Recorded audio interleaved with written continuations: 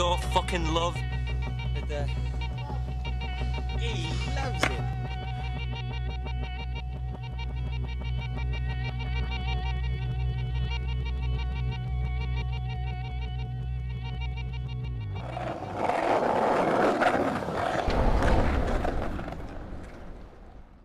What's up? Welcome back to Epically Latered.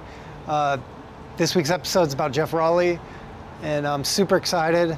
We followed him all the way to England, saw where he grew up, went to Arizona, Utah, and Los Angeles, just to kind of like figure out what's up with Geoff. A little bit of a mysterious dude. I feel like I know his skating super well, but it's been a challenge to try to like get into his head, figure out what Geoff's all about. So anyway, hope you enjoy it. Welcome back.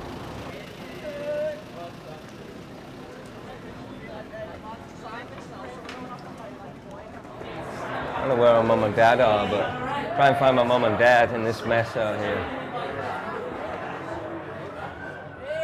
Hey, I'm trying to find me dad. Where's my dad? What was he like growing up? The skating come in at an early age. He was into the football, which I was into, so it was more about getting him to learn how to head a ball and kick a ball properly and tackle. Do all the normal things that you try to do with your son. Do you remember when Geoff first got into skateboarding? Yeah, going back probably when he was about 8, and he robbed my roller boot wheels and made skateboard with his friend. The professional skaters in Liverpool both had shops, so they took him under his wing when he was very young. Later on, when did you start to notice it became like an obsession for him? Probably when he was about 12, 13. He was just starting to get that madness about him. It's go time. I'm driving to I don't smile. He comes back all the time, yeah. Sometimes he comes back covert with the family, keeps it low key, and sometimes he comes back on a filming mission, but he always drops by the store and says hello. So there's a big turnout, and a lot of that has to do with Geoff. Skateboarders in Liverpool certainly respect Geoff and certainly like the guy. So.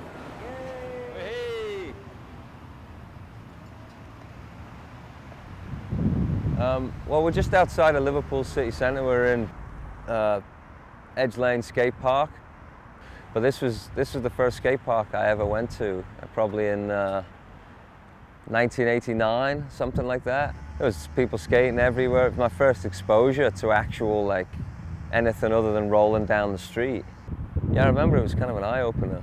Yeah, there used to be 2 half pipes right here, 2 metal half pipes, some kind of downhill kind of bumps over here.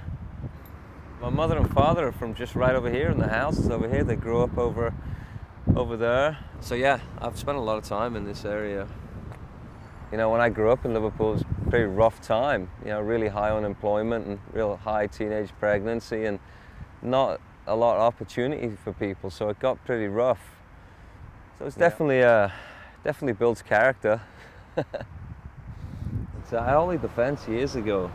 It's not actually skatable anymore, this place. It's hit the point of no return, I think.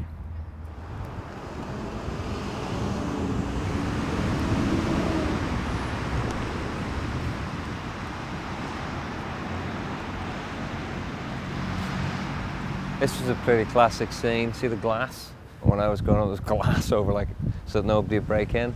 They just put concrete, they just jammed like broken glass into it. This is the bombed out church in Liverpool, England. Bombed by the Germans in 1941 and kind of busted the whole roof out. So it's kind of just the shell of the building that's left. Kind of scary growing up seeing that. You realize like, man, this was on the ground. This was right here. Man, it changes everything, I think. You know, it changes, you know, reality as you know it.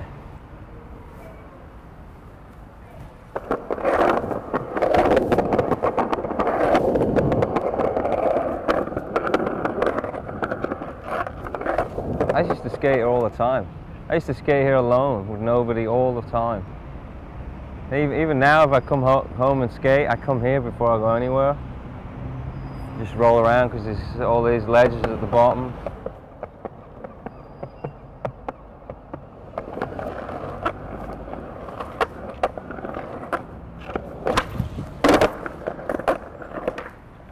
I remember going into this kind of like crazy, you know, alternative building where there's all the hippie stores and there was a skate store. And I remember going in even then, and I'm walking in there, you know, my tracksuits, I'm just some scally kid, and I go into the skate shop and I remember seeing this little, like, you know, not bucktooth, but little Geoff face. And as I asked the guy in the shop, you know, what kind of board's the right board to get? It's just him turning around, like making this comment, like, just something to me. And I'm like 3 years younger than Geoff, going like, whoa, just felt this thing. He probably didn't even know this.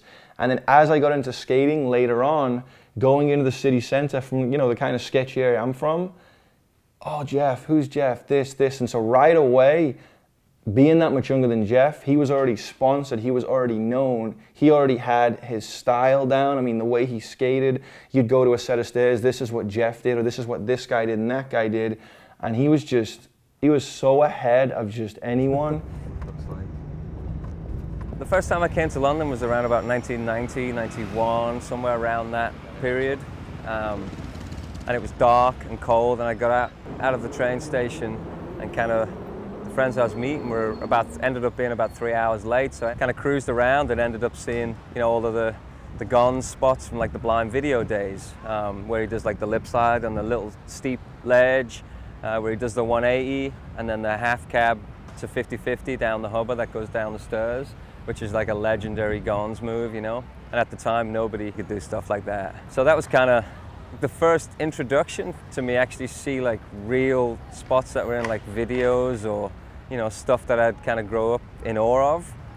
But I didn't know anybody in London. The people I was meeting, I didn't know them. I was from the north of England, where if you're from the north and you come down south, you're kind of looked at as being a little bit scummy, you know, being like rough on the edges. And so yeah, a little vibey. You know, where I was from in Liverpool, that didn't stop you, man. You got on your board and you just skate.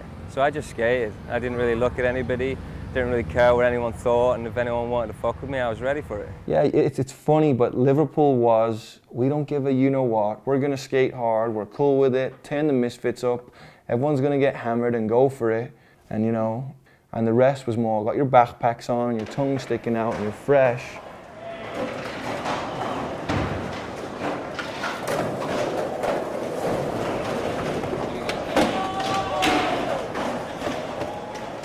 I just got sponsored by Deathbox. So I had a Alex Mole slick board and Deathbox teapot wheels.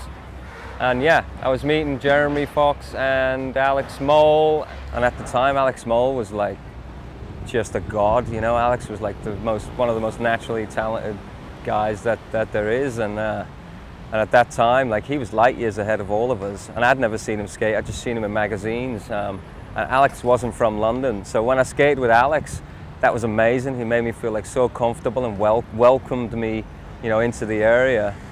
Yeah, well, I'd seen some pictures of him in like the Rad magazine, and you know, he was looking current. He was doing like 180 nose grinds on little rails and what have you, and you know, and then I saw some footage of him at that place in Liverpool doing big backside melon grabs over it, and you know, 180s, and then Jeremy Fox was like, oh, you know, we've found this rad, like, you know, new kid, what have you. He likes leaping off shit and what have you, and you know, he's probably going to be pretty gnarly. So, and it was around the time like I was helping to get Tom on as well, because Tom was riding for the New Deal. Tom is from Oxford, which is a little outside of London. You know, and I don't think even at that time he came down here that much, you know. Deathbox was, you know, it was all over England. It sponsored guys from all over the place.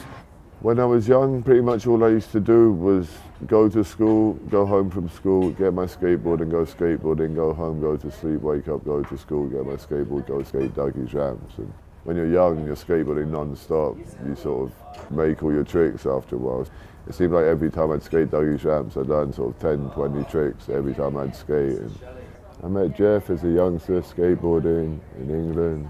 That was like more towards the latter years of Deathbox before we sort of turned it into, well, then it became DB to try and make it look a bit trendy, just the, you know, the abbreviation.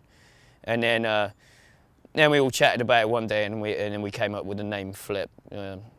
Whoever did that, I don't remember.